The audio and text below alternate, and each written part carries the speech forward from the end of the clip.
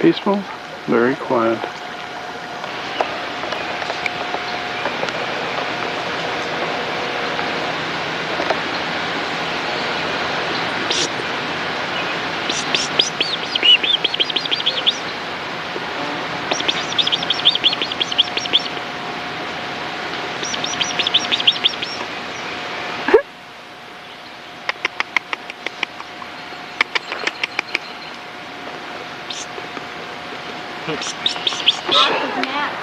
The Jamestown settlement.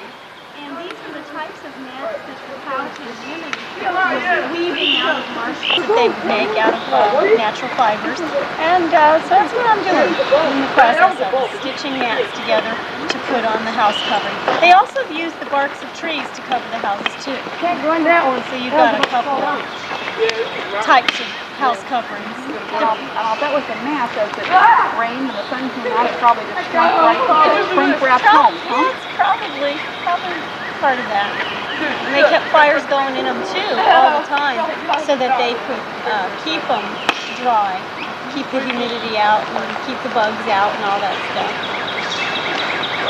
No,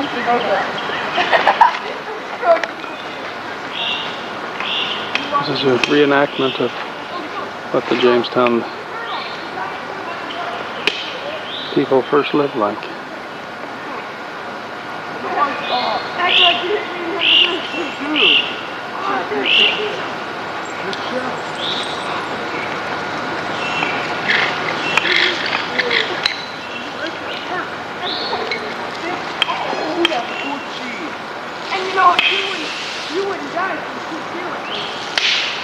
The mat that you've seen the lady making is what you find over top of these homes. This gentleman is making fire starters.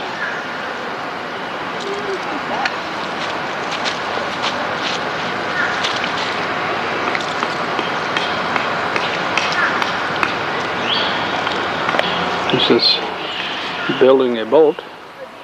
They burn it out, chisel it, burn some more, and chisel. Move it out here. Let me fan the flame for you. My handy dandy bird wing fan. Oh, great. It's Pocahontas there showing us how you fan the flame. Look at the color in that. Can you get that? As it shimmers in the sun? Well, Between the red and the teal? Maybe not. Those deer eyes. This is Todd and Diane's vacation home. Todd has been real busy shooting some wild animals. This is where they spend their weekends. Notice the skunk in the center on the stump. Well, that is really nice. All the comforts at home, Todd. I like your new home, Todd. Yeah, me too. Check out these arrows. Oh gosh, we got all kinds of stuff in here. We got baskets and dried corn, some kind of dried herbs. Got a vent hole in the ceiling. It's Todd and Diana's pet skunk. I wonder where he got these eyes from. His name is Stinky. Todd calls him Skinky. Okay. These are 3 ships in the harbor at Jamestown: the Discovery, the Godspeed, and the Susan Constant. The smallest of the 3 original ships was the Discovery.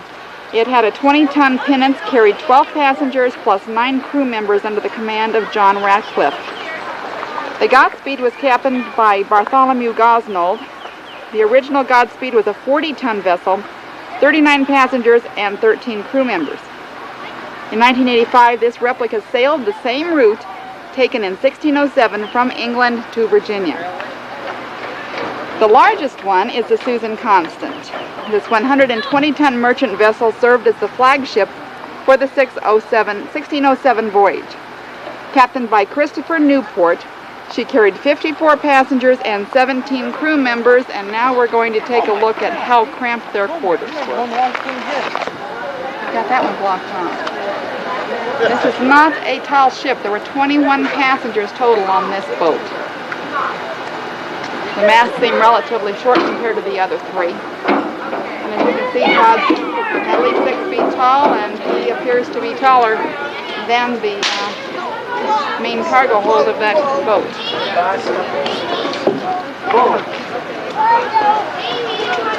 Wouldn't it? This is inside one of the ships. Barely room.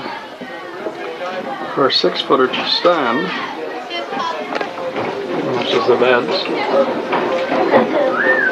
Not very. Oh yeah. Can you try it? Oh, I'm sure I can. There's Todd trying out a bed. We think this is the captain's quarters. Suit of armor. Another very small bed. It's you as you walk. Good grief. I like the coat of armor behind you. Did you get that? Yes, I did. Little teeny. This is the Susan Constant that we've been shooting pictures of. This is Okay, the Jerry, you larger gotta ship. come out here. Ducky Wookie. We got a bird out there. I don't know what kind of breed he is, but It might be an egret. an egret. There's the ferry. This is still on the big ship.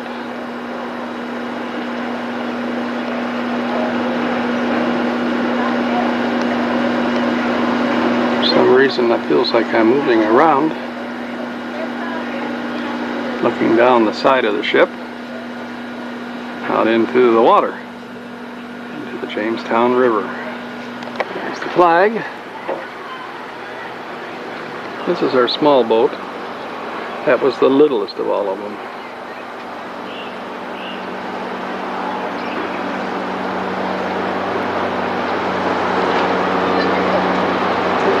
This is the cooking area. But if you look on the Navy ships, I didn't think they cared really either. Space limitations. The old pot. One of the galleys where the guys slept. It's one bed. Storage of your ropes.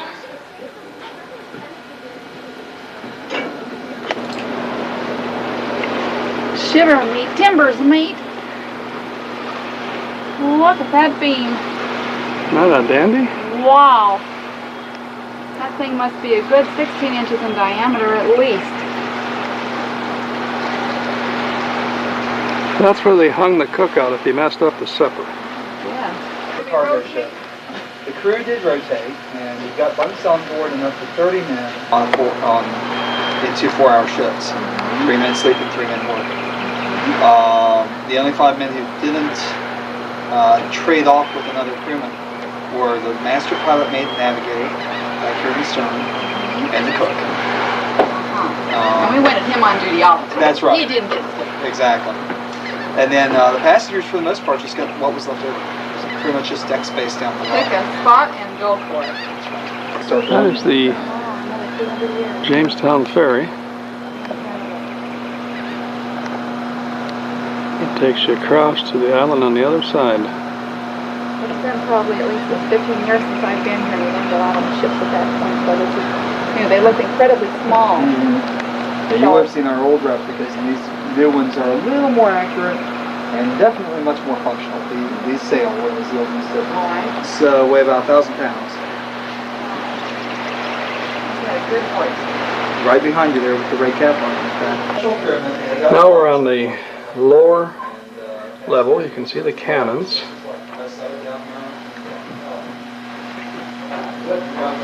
That's right. That's the one thing before you mentioned. Of the 71 people, the crew had the sleeping quarters, and the people were passengers. The passengers on this here had no choice of where they were going to sleep. They just had to make out for the best for themselves. Just grab your blankets and find a spot.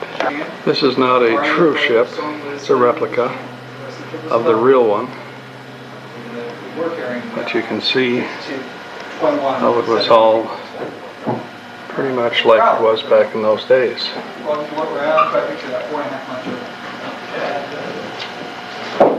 Here, barrels of food. Everything was put in barrels at that time. How did their rations on the ship compare to those, say, over at Yorktown? Do you have any idea? Yes, actually, assuming that the merchant marine are being fed the same way. Well, let me rephrase it. The rations they should have gotten at Yorktown would be comparable. The supply problems of the American Revolution being what they were, most times they were able to get the meat. They expected 1 pound of meat, 1 pound of There's your rudder, half pound of cheese, quarter pound of butter, which quarter was pound each of grain, fruit. steered from above and by men down below. Now that's a piece of work.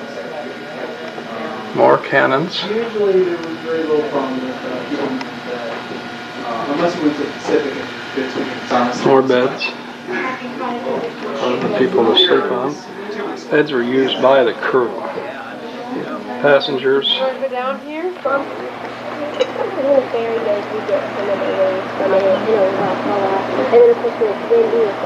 I could stand the heat and the costumes you have on. My head is just sweating like crazy. That must have been the other half of the other one. See, I find it real interesting if you're real schooled in the knowledge, then it just becomes a matter of relating what you know. You know, it's not a spiel anymore. It's a life kind of thing. It's like you're reading stories that happen to you every day. This is the fort where the soldiers lived.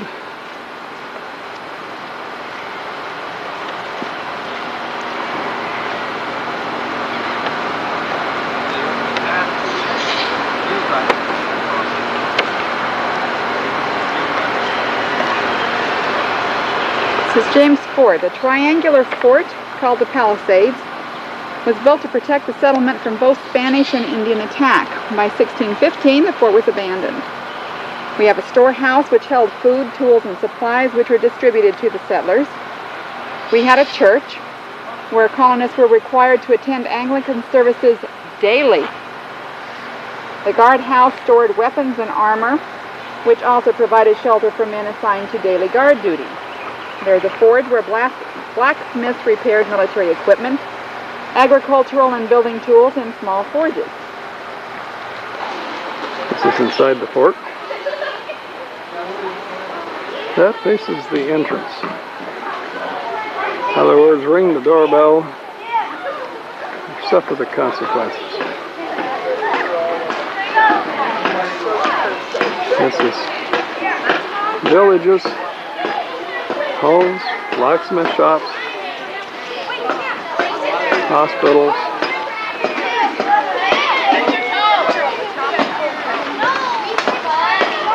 Inside the fort.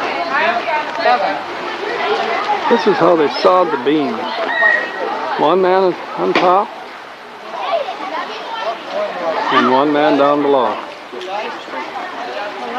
He's building a beam drill for the blacksmith. This is clapperboard he's making.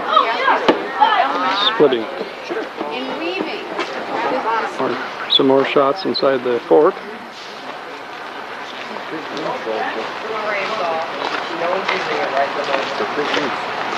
Yeah, is it? They go for a strong about 5. It's all reeds from the march.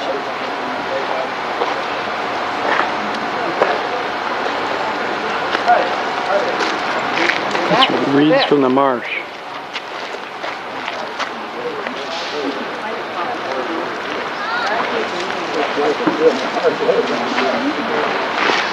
It almost looks like velvet.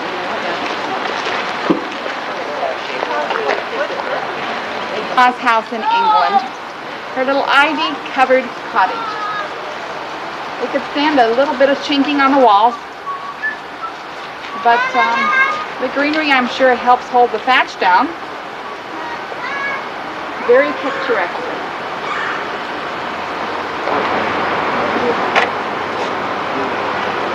So why do we have?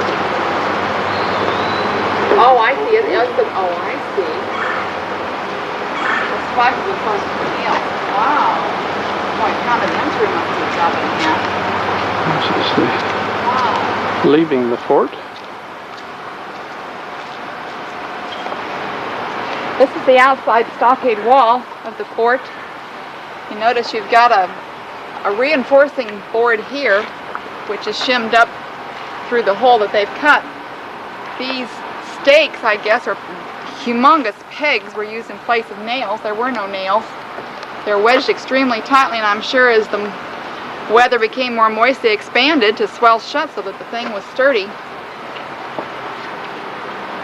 hopefully impervious to This is our room, in the drawing room in Old Williamsburg. You're gonna get shot. period furniture.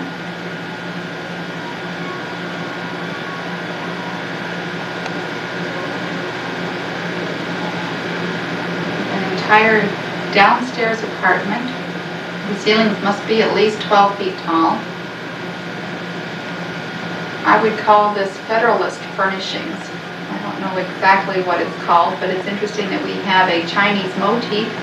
We have pagoda pillows, pagoda drapes. The Oriental influence with the East Indies trade was quite prominent in the 1700s. Fire's all ready to be lit.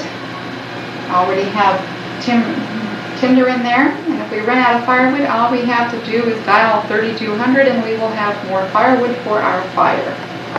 This is our little mini kitchenette that is conveniently located behind bifold doors. This is our little sideboard in our mini dining room, which of course can be extended, and if we had a few more chairs, we could have dinner for 4. Lovely little bathroom with candelabra lighting fixtures on the walls. Full mirror behind the door. Beautiful reflection of Jerry taking this movie. Lovely 2-room bathroom. As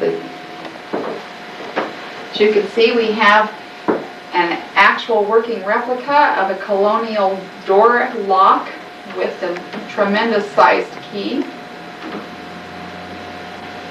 Beautiful furnishings in this room, including a beautiful 4-poster bed.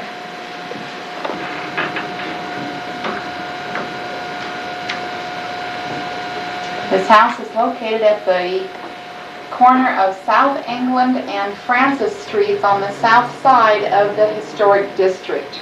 Across the street you see the actual colonial Williamsburg grounds.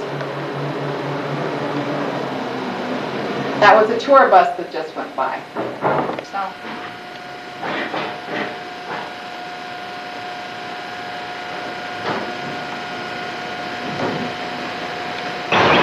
This is where we stayed at Old Williamsburg.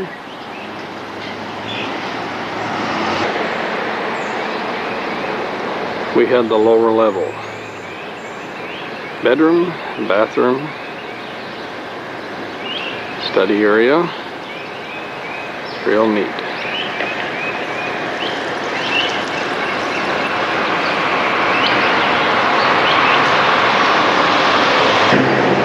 This is the back side of our little home.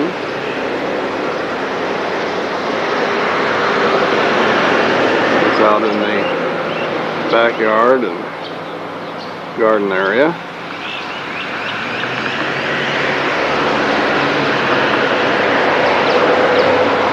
Beautiful flower garden.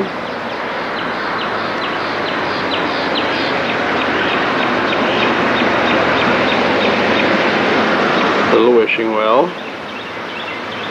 The gates were made so that when you opened them up, you had this huge ball on a chain that would pull them right back again.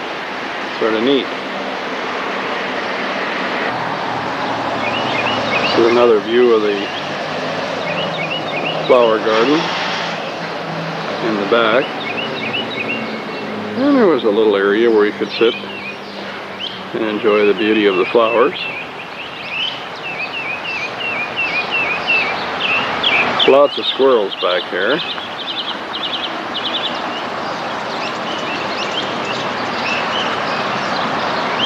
And of course, if you couldn't make it, we always had the little house out in the back. Shot of the wishing well. Very quiet.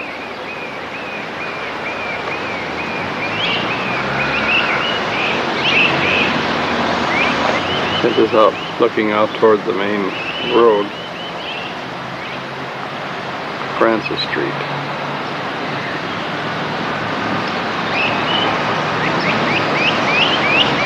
Right now, I don't seem to see any of our buddies. This is the back side of our little house. Very, very pretty. This is the brick home next to ours. This is also a home that can be rented. Shot of the fence out front. It's beautiful work. Hard to imagine how people in those days could do such beautiful work. Now we can't get nothing built like this.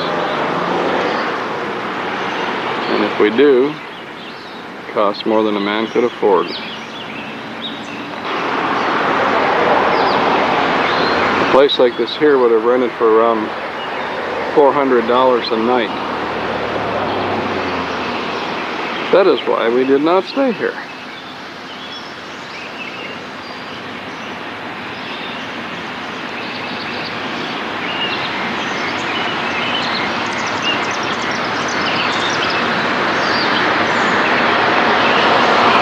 This is the sign right next to our home. We are on the corner of South England and Francis. This is where we had supper last night. Sat at this table directly in front of us. Had a beautiful supper. This is Shields Tavern, and was built around 1744. Had breakfast on the inside. Here's a shot looking down the streets of Williamsburg. All right. Now tomorrow we be closed, but this place Thursday. We're not gonna be here. Oh, you're not? Okay.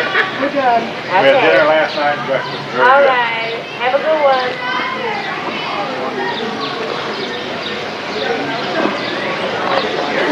This is the sign out in front of the tavern where we've had supper and breakfast. Very delicious. This is the front of Shields Tavern.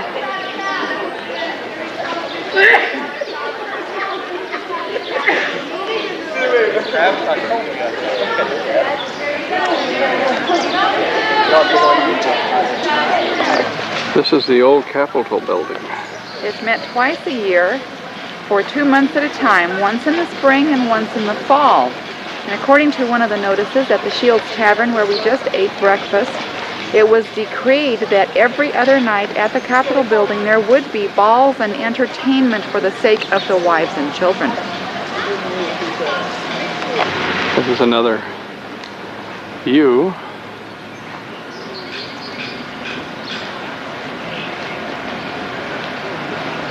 See how the corners are rounded.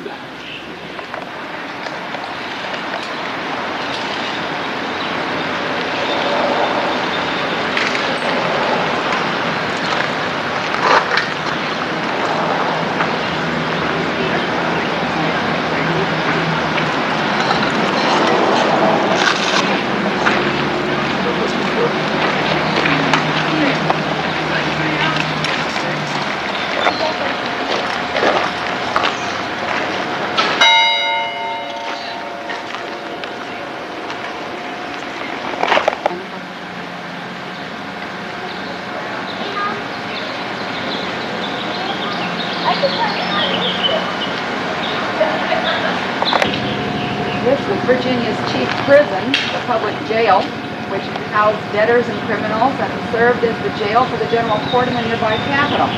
Blackbeard's pirates, which were captured in 1718, were confined here until the day of their hanging. Leg irons, an exercise yard, food slots, and criminal cells with primitive sanitation have been restored to their early appearance here.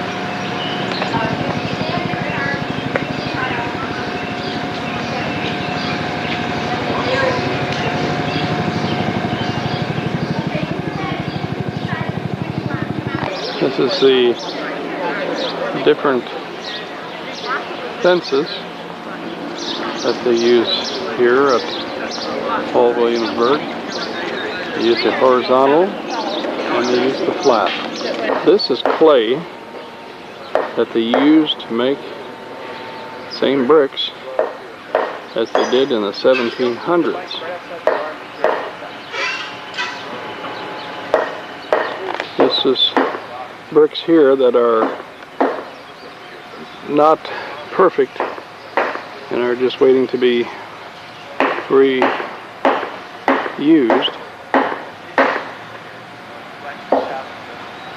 Over here is the kiln where the bricks are piled and dried, and when they have turned the red color, they are ready to use.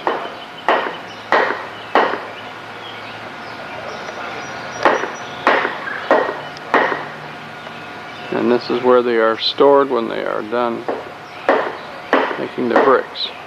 These are all used in colonial Williamsburg in the restoration. This is the way they split the logs for building their homes in the 1700s. Definitely not an easy thing.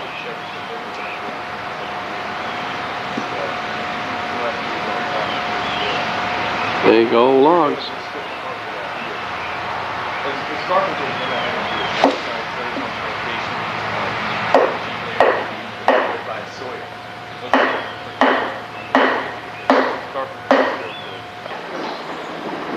Couple of cows out here looking out the back at one of the shops at Old Williamsburg.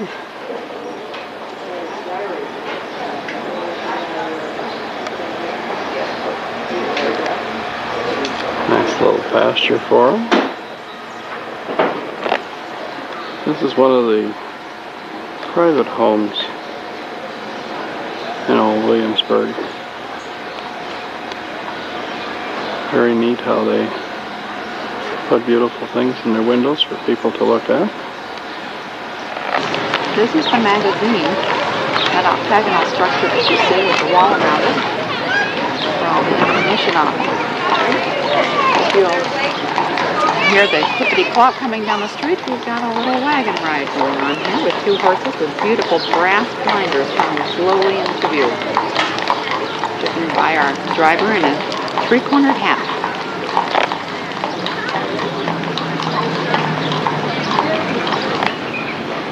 There's the guard in front of these quarters.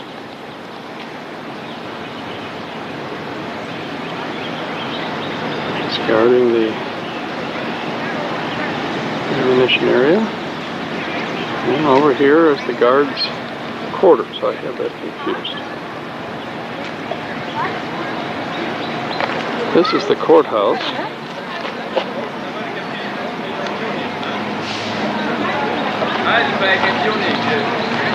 The shutters on the courthouse are made out of cypress. Cypress, of course, is grown in water, so it withstands the humidity very well.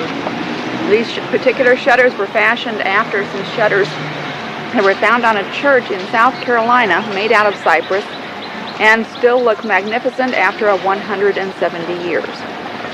In May of 1754, after the Capitol narrowly escaped destruction by fire, the Governor's Council ordered that a fire engine and 48 buckets be purchased in London. By 1756, a fire engine was in use in Williamsburg. Acts of 1761 and 1764 authorized the city to levy a tax to sink wells and pumps to supply the fire engines with water, to hire firemen to keep the engines in good order and ready for service, and to purchase other fire engines if necessary. Although the town paid men to maintain its fire engines and to be watchmen at night, the townspeople themselves rolled out the hoses, worked the pumps, and directed the nozzle of the fire engine when a conflagration threatened the town. Volunteer fire companies were not authorized by the Virginia General Assembly until 1788, after the capital of the Commonwealth had been moved from Williamsburg to Richmond. In 1982, this particular engine was reproduced by colonial Williamsburg craftsmen.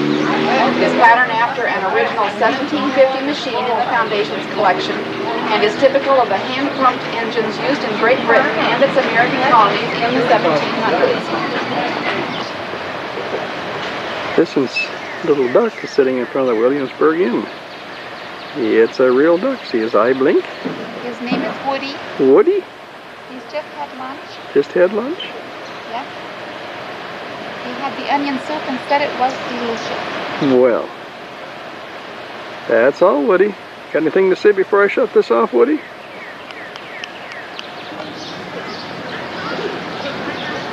This is a flower garden. Looking at the way they've sculpted. And we have the irises.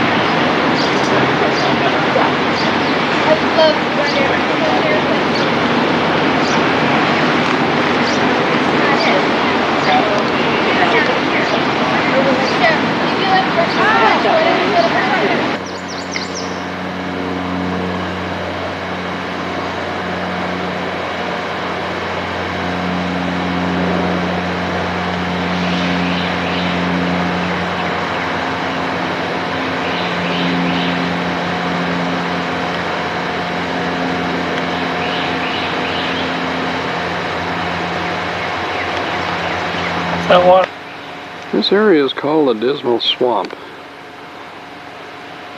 It's about 60 miles long in its passage for boats going into the Albemarle Sound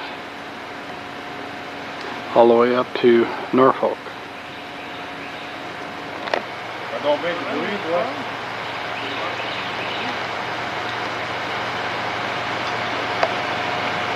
It starts at 7:2 and ends at... That's all basic, good evening.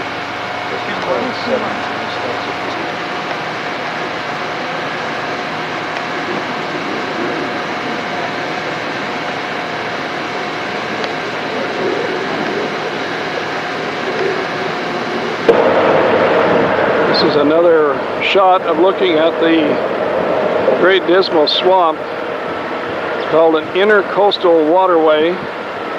I'm up on a freeway and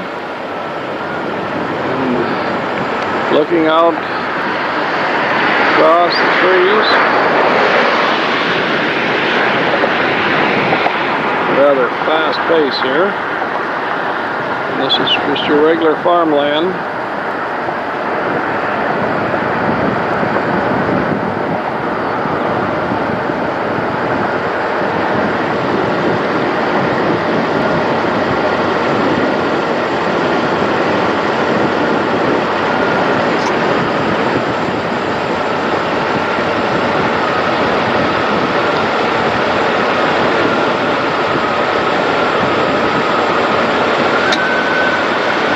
Here's one of the markers for the boat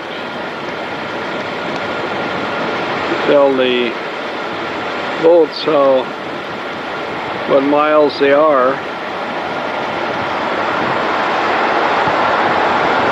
As you can see, it's way out.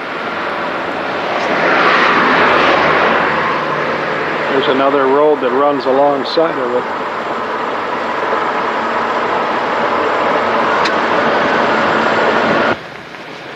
House is from the early 1600 era. It's been fully restored to original. It was Quakers that lived here. Was a self-producing farm. The bricks, everything out here was all from this plantation.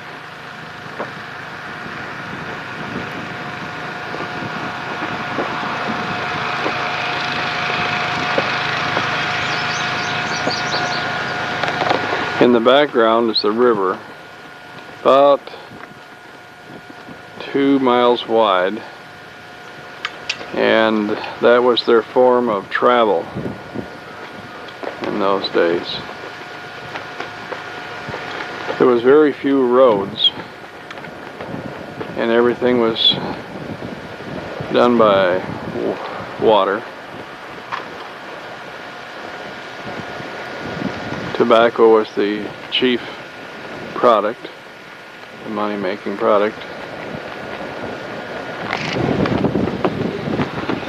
Now this is one of my favorite views. I like to see you. You just can't see because you can't see the water. And it's only upstairs you can see. And we have so much about women's rights and all. The first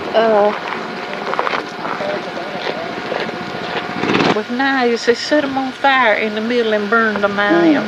And then they scraped them. There was one at Jamestown that they were working on yesterday that they were in the process of the burning out. This was a canal, and they would bring the boats in from the sea. The canal was a lot wider then, a lot bigger. And then they would come around here. Now these windows are from Germany. German design. The walls, I've been told, are 18 inches thick. See how the rounding of the bricks are? That is because they did not have eave spouts, so this forced the water to wash out and away from the wall. So the man that owned this house was very rich. He was a magistrate, he was a farmer, he was a big Quaker. It's a big Quaker settlement in this area. And he had his Quaker friends here all the time, and he was something else. Let's see what it was. Oh, something that made money, I've forgotten what. But the most fascinating thing to me about the house is this kind of house with the hall and the parlor.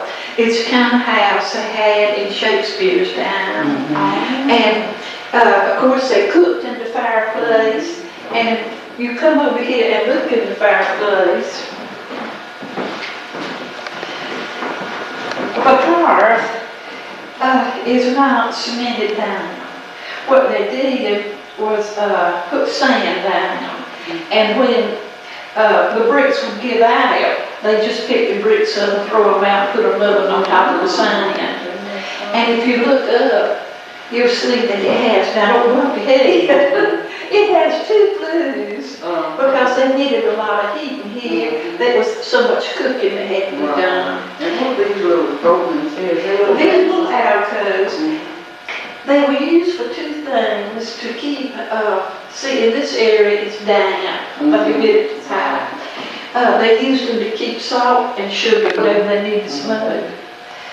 If you look up on this, that's called a trivet, and it has a hook way up there. Imagine they're lasting all these years. And this was how they heated water. And look how many holes, so you could put it way up high if you wanted to. My word. It's not that way. These were the little storage spaces. And the only reason, Well, there's not a closet in the whole house. well, this one runs about 300 years old. It's over 100. All of these beams up here are heart pine, and they are regional. They're over 300, been over there over 300 years. You notice the These wide? the floors are not in here. The plastering, what they did was go to the beach and get oyster shell and grind it up, and take a trowel, you know, like brick masons use, and they smeared it over the bricks. And I forgot to take it out and store. Servers taking their herbs, so they would have to lock them up because the herbs like good, I mean the servers like good food too. So they couldn't have them, they locked it up in here. But the kind of, they did not have slaves in this town. They had indentured servants.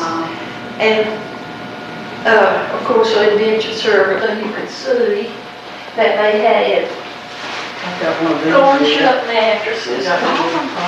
Oh, do you? Say where the corn. And they had these This bed has a corn shuck and mattress. feather beds. Oh my word.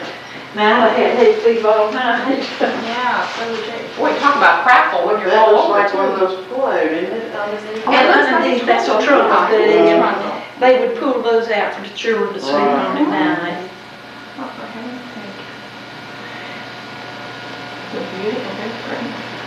And when they had private meetings like and it holds a whole fireplace in it, and it's very, very dry and strong. Bible, which many of them didn't, all their Bibles practically handwritten.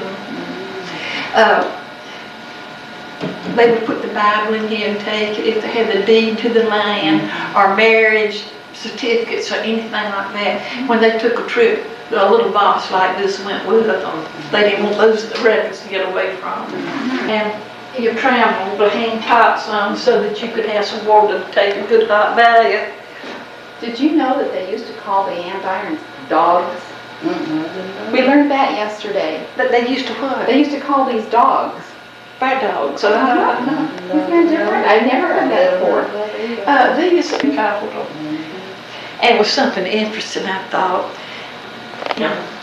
Twice to make the fireplace a little. Oh gosh. Of course, all that's been removed.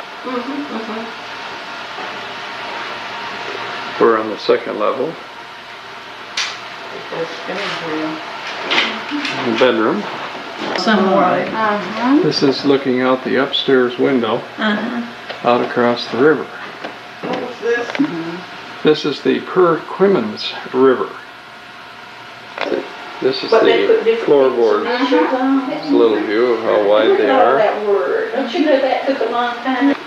I mean, look at this. But with the braid, You know, I can copy things like that. But an old period quilt. It looks to me like perhaps it's been made by a lot of different people. It looks like perhaps one person did each square.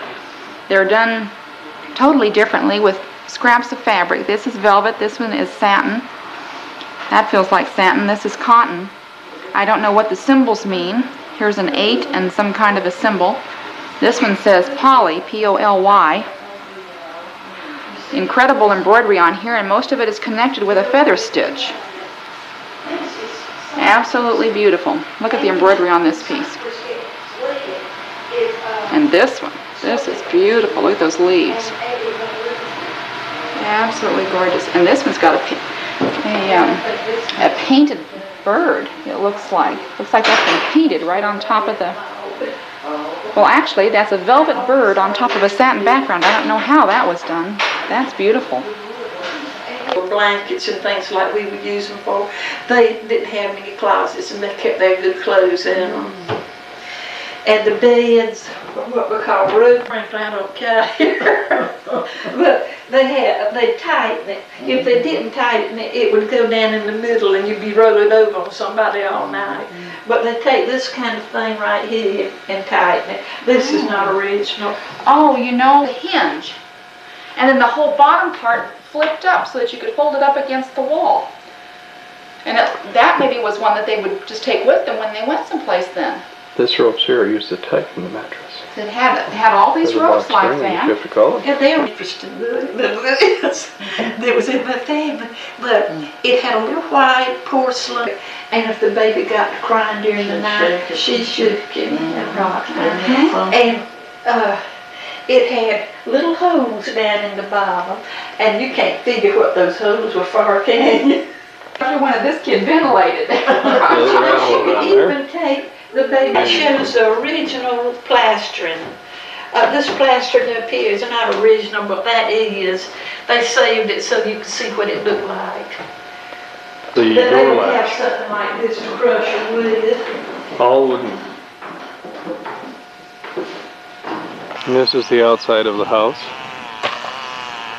Front side had 4 windows, the back side had 2 windows.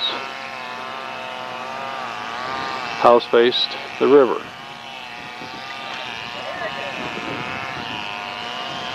Over there where you see the dip is where the canal was. Much, much wider, much, much deeper, where the boats small boats would come in and come around and then unload.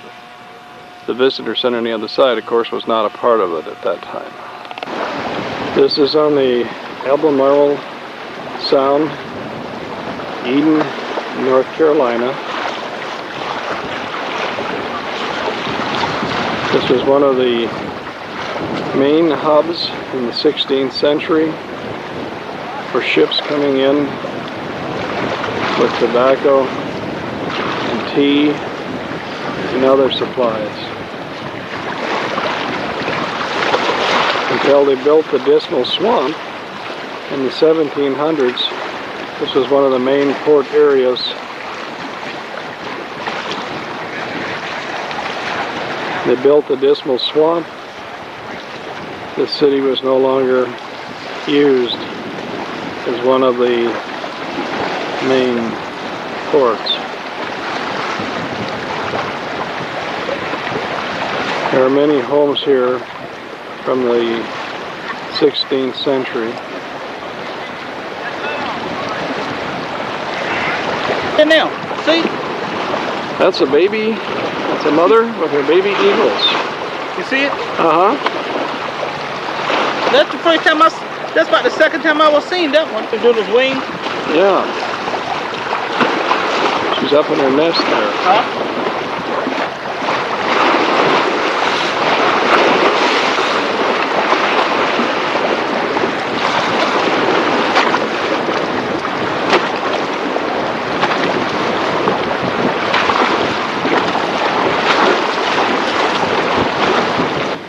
This is a cistern with the pump sitting on top of it for their drinking water.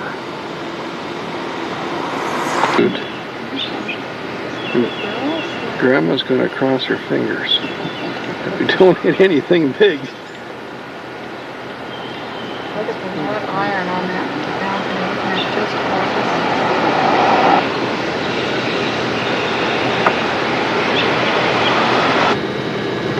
This is the old ice house that was the storage for the ice for the mansion that's up here on our left that we're going to turn and go by next. Verandas. Yeah, it looks like at least 3 with possibly a 4th up there very top.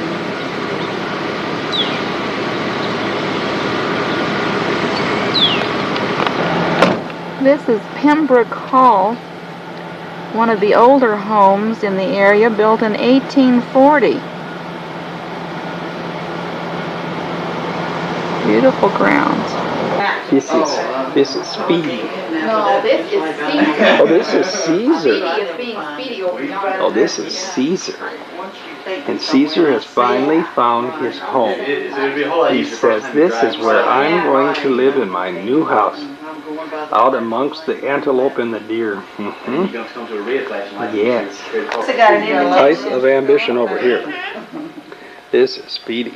Boy. She had an invitation to go swimming next door, so she stayed with Cracker in that room. Oh, they got a pool now? Yeah, in-ground pool. Actually, it's an above-ground pool, but they dug the hole down in the ground, and just left the pool sitting out about 18 inches. Works out real nice. Nice pool. Yeah, that's pretty neat. Really enjoyed it.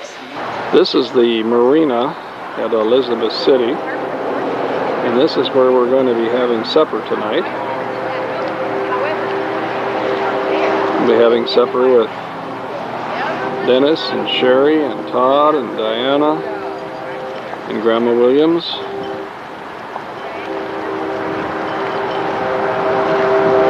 And Michael. We're at the Pelican Marina and Supplies.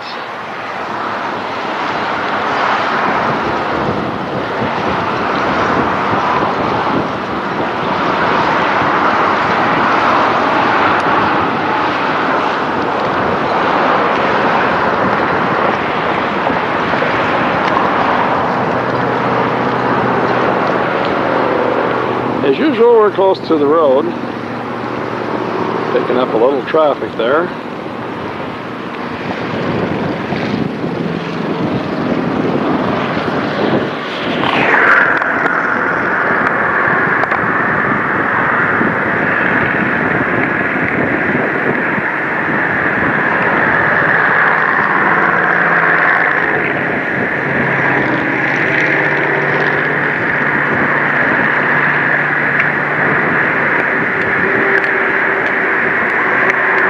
There's the outlet there.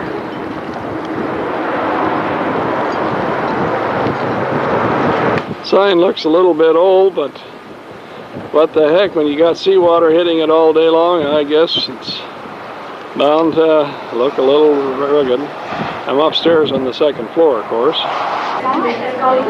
Hey, Anita.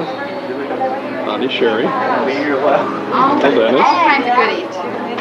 Too That's many the choices, Marina huh? picking out our We'll just lunch, make it really our supper. steam shrimp. Diana. And we have Diana, Todd. Tap Grandma on the shoulder. Hi, Grandma. Hello, Michael.